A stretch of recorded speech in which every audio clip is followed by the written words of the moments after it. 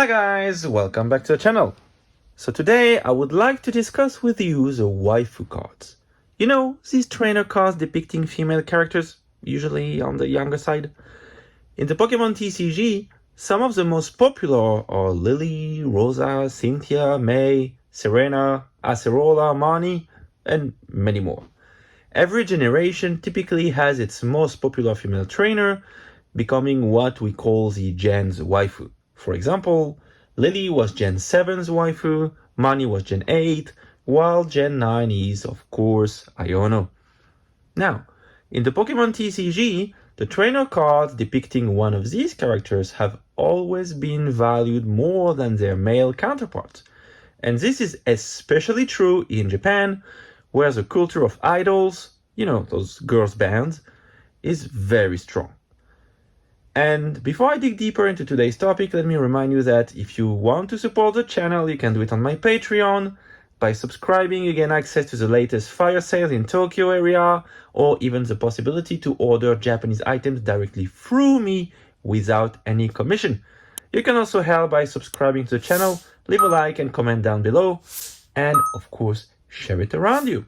During COVID, the Pokemon card markets exploded everywhere around the world, but maybe even more in Japan, with prices spiking to all-time high everywhere across the board. But these waifu cards prices were in for an even tougher ride. Their prices went through the roof, creating what collectors started calling the waifu tax.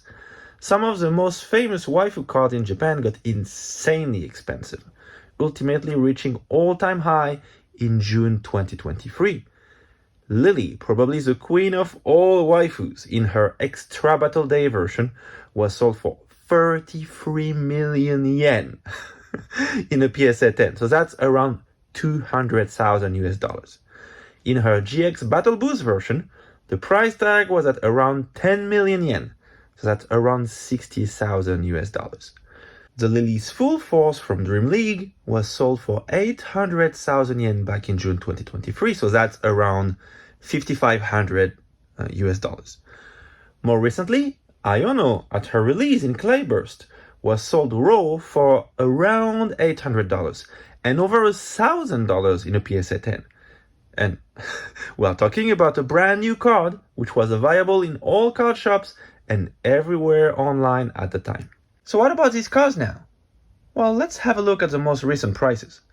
The Extra Battle Day Lillie is now sold for 4.5 million yen in a PSA 10.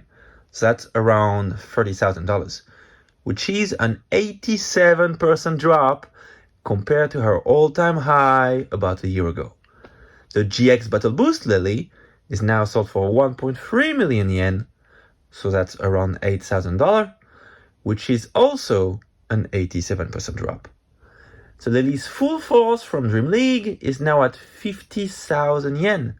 So that's around $350 or a 94% drop. Can't help but feeling sorry for the collectors who put their money in that one year ago. The Iono, which was stable at around 100,000 yen raw at its release, now sells for around 40,000, so a 60% drop. Not as bad as Lillie, but still, it hurts. So what does this tell us? Is the waifu craze over? Is it going to recover? Should you buy waifu cards? Well, if you look at all the Scarlet and Violet sets released so far, in Japan of course, out of 17 sets, 11 of them have a female trainer card as the most expensive card of the set. We got Stellar Miracle, Night Wanderer, Clayburst, Violet EX, Triplet Beat, Shiny Treasure EX, Cyber Judge, Crimson Haze, Pokemon 151, yes, I'm counting only the main set, not the Master Ball Holos, Raging Surf, and Mask of Change. And one of them has a character that many consider to look like a girl beside being described as a boy, that's Grusha in Snow Hazard, so that would almost bring the total to 12. So roughly 2/3 of the Scarlet and Violet sets released so far have a female trainer card as the most expensive card of the set. So no, the waifu tax isn't dead. Female trainer cards are still worth a lot more than their male counterparts in Japan, and valued more than plenty of Pokemon cards. Now, is it as crazy as it was a year ago? No, it isn't. But last year didn't make sense at all. So what we've seen during the past year is just a correction of the market. Of course, a correction of the whole Japanese market is ongoing. But as for the stock market, the faster and higher an asset is going up, the more likely it is to crash hard at some point. The waifu cards were clearly those that increased the most and the fastest in value during the market boom in Japan. So now that the market is falling apart, they are the ones crash landing.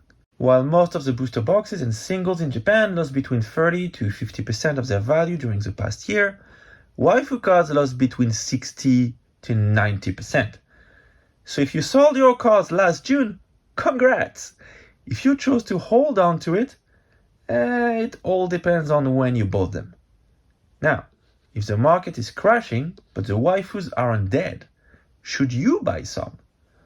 I guess my answer isn't going to surprise you, but if you love the card, why not? I am personally not a waifu fan, not even a trainer card fan in general, but I'm an Erika fan. I like the character, and getting all of her full art card is one of my goals. I also intend to get the Iono SAR from Clayburst. Always loved the artwork. I think it's gorgeous, but it was way too expensive for me to get so far.